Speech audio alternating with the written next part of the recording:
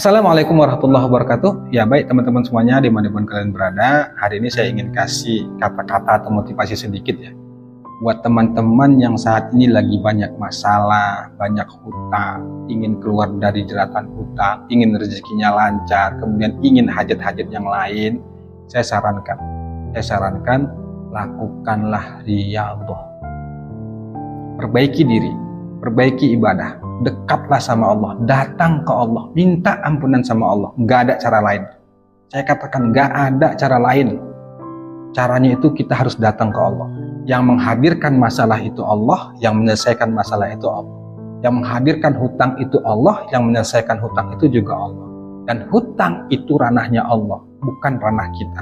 Kalau orang yang masuk ke ranahnya Allah tuh nggak bakal mampu, bakal stres tuh hidupnya, bakal puyeng, bakal suntuk. Jadi kalau kita ingin keluar dari jeratan hutang, pakailah cara-cara Allah. Perbaiki sholat, banyakin sholawat, banyakin istighfar, banyakin minta ampun sama Allah.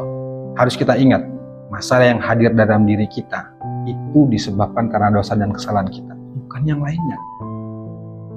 Jadi kesulitan yang kita hadapin saat ini itu disebabkan karena dosa. Maka selalu saya katakan, fokuslah pada ampunan Allah, banyakin istighfar.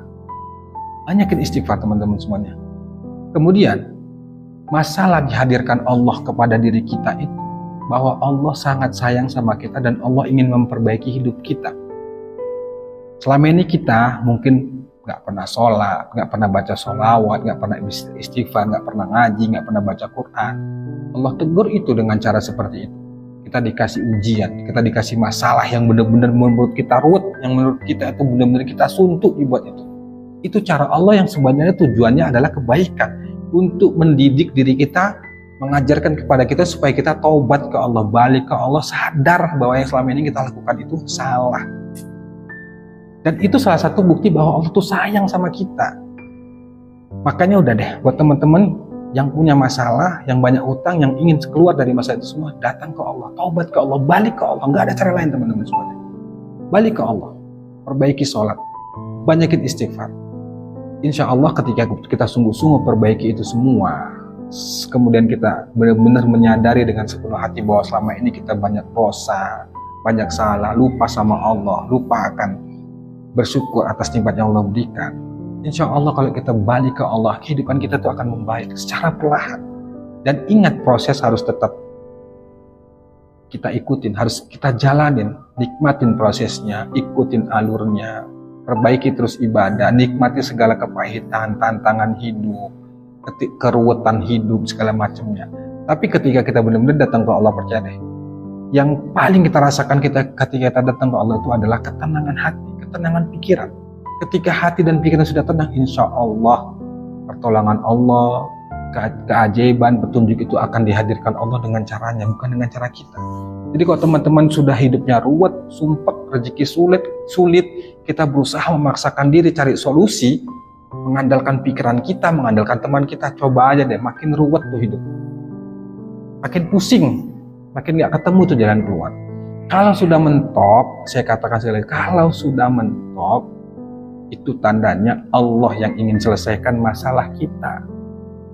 Dan kita nggak bakal mampu teman-teman, nggak bakal mampu. Hanya Allah yang bisa selesaikan itu semua. Karena itu memang ranahnya Allah, bukan ranah kita. Ente mau sehebat apapun, mau tinggi bagaimanapun pendidikan ente, mau bagaimanapun keadaan ente, banyak teman-teman ente di luar negeri atau di mana. Kalau Allah sudah berkehendak ditutup tuh jalan, nggak ada yang bisa buka kecuali Allah. Maka ini buat teman-teman semuanya ya, yang di grup atau yang WA saya, yang japri ke saya. Ketika masalah memuncak, fokusannya itu udah deh, fokus saja minta ampun sama Allah. Banyak kisah-kisah seperti contohnya ya Nabi Yunus ketika ditelan di dalam perut ikan gitu ya.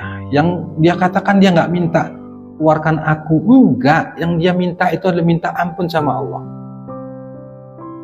Kan doanya tahu kan? Nah itu teman-teman yang riyadhah tuh ada salah satu doa yang harus dikerjakan ya, di doa Nabi Yunus dia. Teman-teman pasti hafal lah, kalau nggak hafal bisa lihat di Google lah. Itu doa Nabi Yunus kan sudah sering kita dengar ya. Ya, jadi oleh karena itu teman-teman semuanya saya sarankan riyadhah lah, riyadhah. riyadhah yang sungguh-sungguh, perbaiki ibadah, perbaiki diri. Apalagi ini udah mau puasa ya, kesempatan kita untuk menata diri, menata kehidupan kita, menata masa depan kita. Insya Allah perbaiki ibadahmu, Allah akan perbaiki kehidupan kita. Insya Allah tata amalanmu, maka Allah akan menata hidup. Benar-benar kita tata amalan kita, ibadah kita jaga, sholat kita jaga, baca Quran kita istiqomahkan. Insya Allah perubahan hidup itu akan kita rasakan. Yakin deh, yakin. Dan yang paling penting, kalau bukan ke Allah, mau kemana lagi kita? Mau kemana lagi? Gak ada teman-teman sebenarnya. Tempat terbaik meminta dan mohon perlindungan itu ya ke Allah. Karena dunia ini tuh milik Allah. Jadi kok teman-teman saya yang sudah merasa gelisah, kebingungan, ketakutan, mau kemana lagi kalau nggak ke Allah? Allah tuh Tuhan kita, Allah tuh lebih tahu dari diri kita, Allah itu tahu segalanya tentang diri kita, baik dan buruk, masa depan kita, hidup dan mati kita tuh Allah yang atur, bukan orang lain. Ayo deh sama-sama, bukan unjuk teman-teman, saya juga selalu mengingatkan diri saya secara pribadi ya, terus memperbaiki, terus introspeksi diri, bagaimana menjadikan Allah satu-satunya yang ada dalam hati dan pikiran untuk bisa menghadapi kehidupan ini sampai akhir hayat.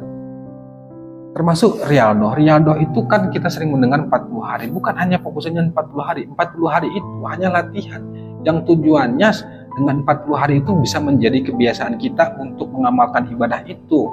Contohnya nih, kita nggak pernah tahajud, kita latih diri kita tahajud selama 40 hari. Yang dengan tujuan 40 hari itu kita melatih diri kita supaya bisa tahajud, terbiasa, nggak berat lagi kita mengerjakannya. Tahajud ini kan ibadah yang menurut saya cukup sulit ya, dan cukup susah kalau kita nggak paksa dan harus kita nggak niat, kalau nggak kita latih. Maka kita latih diri kita itu untuk bisa bangun malam tahajud, kemudian kita merutinkan sholawat dan lain sebagainya. Itu harus dilatih 40 hari. Kalau 40 hari juga belum ada keajaiban, dilatih lagi, ditambah lagi, terus. Percaya deh teman-teman, supaya kalau kita sungguh-sungguh datang ke Allah beribadah, nggak ada yang nggak mungkin, semuanya mungkin. Semuanya mungkin dan pasti ditolong sama Allah, pasti dibantu sama Allah. Kalau bukan Allah yang bantu, siapa lagi? Karena yang menciptain dunia itu Allah, yang menghadirkan segalanya itu Allah. Masa Allah nggak kasih solusi? Yang penting nurut sama Allah, patuh sama Allah. Insya Allah Allah akan kasih solusi, kasih pertolongan, kasih kebahagiaan, hajat dikabulkan. Insya Allah. Intinya nurut sama Allah, patuh sama Allah, sabar, kemudian terima, sabar, ridho, ikhlas. Itu teman-teman semua, kuncinya itu. Nikmatin saja prosesnya, ikutin saja alurnya. Insya Allah dengan itu semua Allah akan didik kita, Allah akan berikan jalan, yang nanti jalan itu Allah akan berikan kita kehidupan yang bahagia dunia dan akhirat. Insya Allah teman-teman, tetap semangat, tetap yakin ada Allah yang selalu menolong kita, yang selalu melindungi diri kita. Pantaskan diri, terus berusaha, terus berikhtiar, terus datang sungguh-sungguh kepada Allah, perbaiki diri. Insya Allah kehidupan kita akan lebih baik. Assalamualaikum warahmatullahi wabarakatuh.